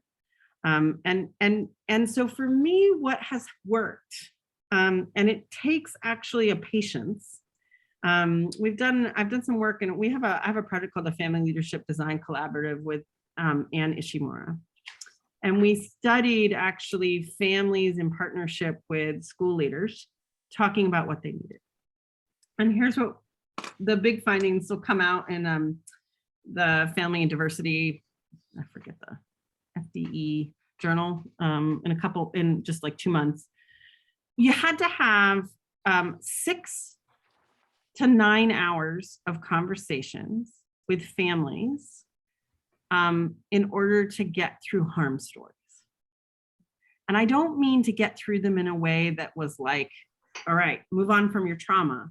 I mean that families' thinking started to transform once they felt like school leaders really understood the harm that was happening.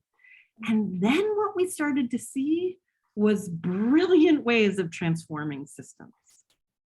So partly I'm saying it takes patience. Like you have to create the space where people actually feel identity safety and feel like they've been seen. Some people are not going to come along. What I have found is that you can start to create a few people that people start to trust, or can say, oh, you're kind of like me, I identify with you, and I believe you that you know what I'm talking about, and you're reaching for something else, starts to be a bit of a collective movement. And so I think actually individualizing it is part of the problem. And I'll tell you why, it's risky. It's actually risky. In social justice movements, it's risky to not only have a burn it down politic. It is. We've created those kinds of things. So I think, but there are Adrienne Marie Brown. I don't know if you know who Adrienne Marie Brown is. She is a beautiful scholar and activist that talks a lot about why it is that humans have to be transformed in our work. And that if we only lead, I often tell people this, I don't know anyone that has raised healthy children on trauma and anger. 5-year-olds don't thrive from anger pedagogies. So I think the other thing is, right, for me, part of the reason that intergenerational learning is really important is because 5-year-olds usually help people reach for something different. And it's different than a 15-year-old, to be frank. And it's partly why I'll tell you in our STEAM learning environments, we do intergenerational groups. And yeah, sure, the 15-year-olds think that they're helping little kids all the time. But I can tell you what, a 5-year-old and a 6-year-old has more curiosity about what's happening in tidal pools than 15-year-old cool kids will immediately engage in.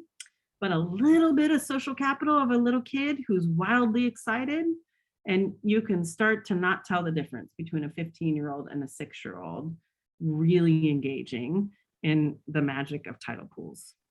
So I do think that there's partly what I'm getting at is that there's a social configuration that helps to make it not be an individualized trauma that actually moves people to something else. I also think people have to see it. That's the other thing. I mean, I've been doing this long enough that I have lots of really good examples that help people get there. But it doesn't happen like that. I mean, for me, the graduate students and undergraduate students over the last couple of years, it's been a lot. And during the uprisings, I had a lot of students that were like, burn it down, defund the police. And I was pretty unpopular because I was like, so, okay, do you believe, what are the conditions that would be necessary for us to transform things? How would people have to be treated all along in order for us to be different? Because you can't just say, get rid of all these things and not replace it with something. It's kind of like that ivy.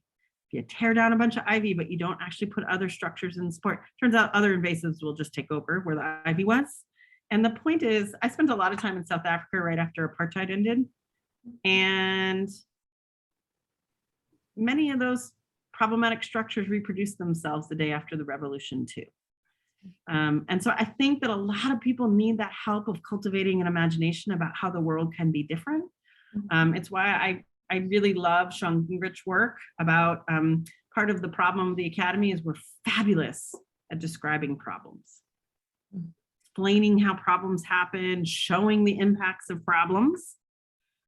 No, if we're so good at cultivating creativity to imagine the non-existence of those same problems, right? We're after fixing it. He talks about how actually deep transformation never happened from problem fixing.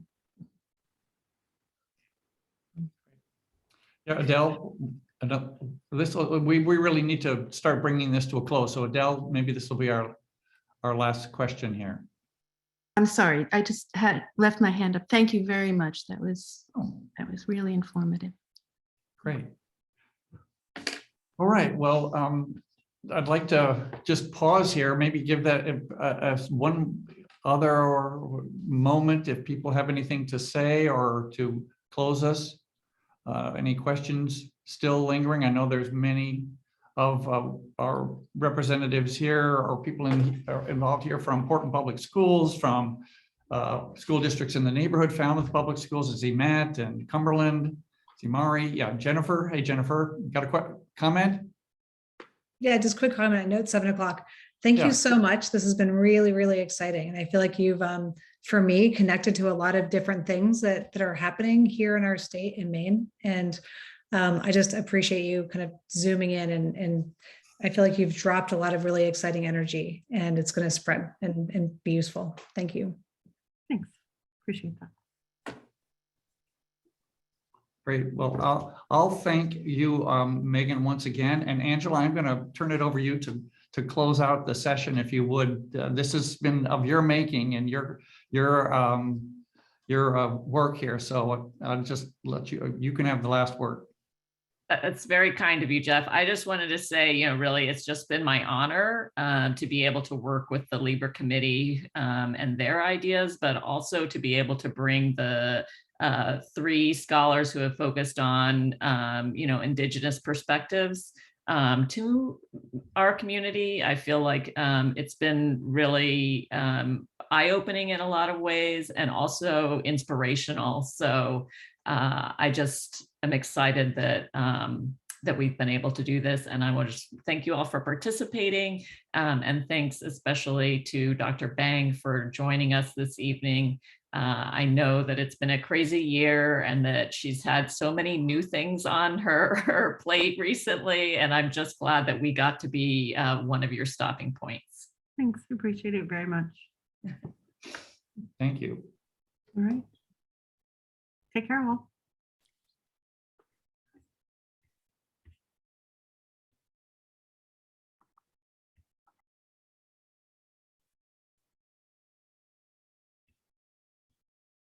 Good work, Angela. Thank you, Kathleen. Thank you all. Yeah, All thank right, you good job, Jeff. so much. Angela, this is Alexandra. I was also here the last time. I was wondering, are you gonna provide certificates